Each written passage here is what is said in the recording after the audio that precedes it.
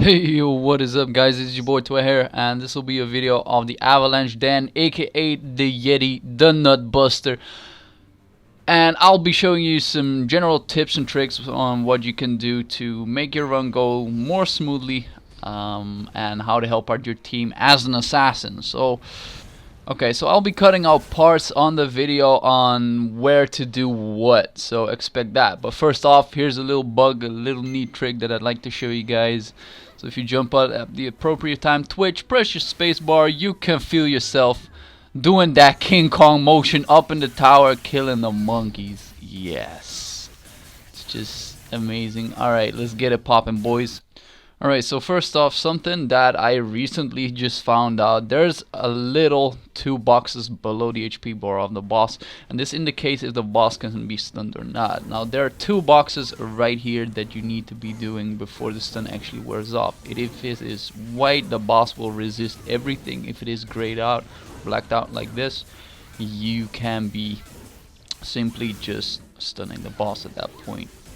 But let's get on to that a little bit later. So first off, you will start using a heat wave, and now first off, a way to deal with this: after he roars, he will do a grab. If you move either out of range or dodge it, he will start doing the jumps. But at this point it will be harder for you to receive the heat buff. Now you will need the heat buff, otherwise you will get frozen and you will get messed up. What you do, the moment he jumps once, he will be grayed out in terms of the stuns. You can stun him and he will do a straight jump afterward. Look on the very middle of where he jumped, that is where you will be receiving the heat buff. After you receive the heat buff, you will not actually die at that point. So make sure to stun him. There's another way which will be shown into the video, and let's see if we do it at the second wave. Either way, now as for the rotations, it's actually quite simple. It's a double slap into the hands clap into either a jump or a backdash, and rest is just rinse and repeat. So here we see this dude gets grabbed. If he gets grabbed, he gets a roar, and you can run into this dude's face and you can receive the heat buff from there. But even if you miss it, you can still stun him at this point, like my team is doing right now, and he will do a straight jump afterward. Now with the straight jump, there's nothing you need to worry about. Even if you don't get hit, it's just so easy. You don't even have to receive the buff at that case. So here's a little jump. That's a lot faster than the usual jumps, but at the point where he gets over 50% damage, he will start jumping to the middle. Now here's the thing, he will most likely do 3 rotations and will still do a heat buff. You will have to stun the boss yourself at some point. So here's where I do it. I get back into hide, I press my X button, double back, F into another F into X button, and that would guarantee me a double daze. This is a way for you to solo this as an assassin and make sure the stuns go off. So once again, into the slow-mo. So this is how you do it. Make sure you get yourself into hide. That way you can run faster outside of the AoE. Get your X button up so you can do the first daze or like the second daze properly. Double back into F, another F for the kick, and here's the daze on the other side. You gotta time this properly, but either way, this is how you perform the stun yourself if your team are full of bad eaters. So here's the next wave. After 50%, he will start doing cold waves, and the cold waves are different. So he first roars, then he does an AoE attack that you need to dodge. If you don't, you're dead. And after that, he will start stomping on the ground.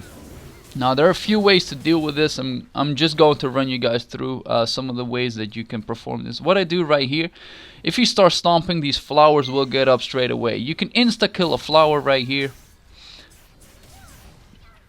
Not very insta, but the moment they get down, you just throw one of those light bulbs. And what I tend to do is stand on another tile. If the rest of the team does exactly the same, you can keep doing DPS without losing out a lot of time, because after he drops to 30% HP, he will jump back and start absorbing the fluxes.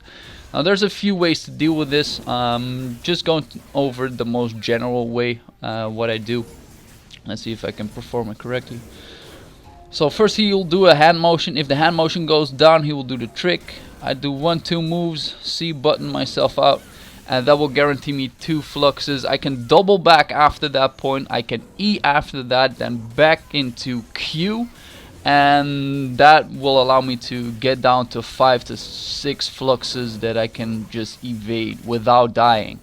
So right now I'm just doing the damage. If you're not sure what you're doing, or if you're tanking, make sure to stand on a tile. That way tanking is a lot easier. Your team can just clean out the field and let that be it.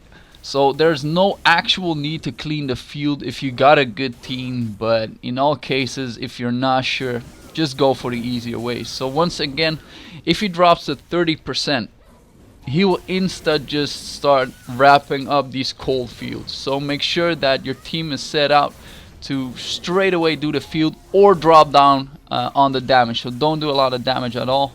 There we go. Once again, seems the roots into place, or not enough fluxes, and here's where you can just finish your play.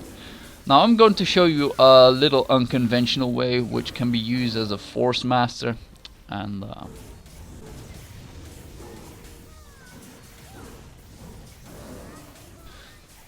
so this is a way that a guy just showed me once, and this really helps when your whole team just fails. So let's get into the part where he just cold smashes everybody. So you can just keep doing damage, damage, damage, and damage. You don't clear the ice fields at all, because the Force Master will actually save you at that point if he's actually good. So I stood on to an ice tile. Oh my god, he got mad at me for that. Don't worry, he will automatically, if he drops down to 30%, he will inhale these ice fluxes. And there we go. So what the Force Master actually does is he will use his tab, which allows him to get that 10-second freeze. Now I'm being a dumbass, not being able to do anything. And after that, he actually uses his C freeze. For some reason, the boss will just quit his attack and you will get outside of freeze, and you can still attack. And I'm not quite sure how this works, but if there are Force Masters that actually do know how this works, just listen to them. They can save your ass. That's it. So we get one more for a treat, because this guy is actually putting off the dick. So once again, if you're tanking, make sure to stand on an ice tile. There's nothing to be ashamed of standing there just picking your nose doing nothing, because that's all part of the boss as well. Alright, here we go again. This dude got so mad at me for standing on the tile. Like, oh my god, what did you do? Like I keep saying time and time again, some people take themselves way too seriously. Alright, so the inhale, this is where it starts. Keep damaging the dude. You can EQ the first, or actually just try to sham wow everything. Just EQ. There we go. I missed it. So look at the ice dragon onto the right. Now he uses his other buff that can unfreeze you at every point. And now the boss for some reason just stops attacking. I am not sure why. And here he can dodge the last part. So that's how easy Yeti is. Make sure, guys, if you have any questions, things you're wondering about on what to do, make sure to pop them below into the comment section, and I'll be sure to answer every single one of your questions. So I hope you guys enjoyed and hope this helped out just a little bit. There are probably like a gazillion guys out, but I don't give a fuck. Oh, ET7 does. So yeah, once again, I hope you guys enjoyed. This was Pve. Peace.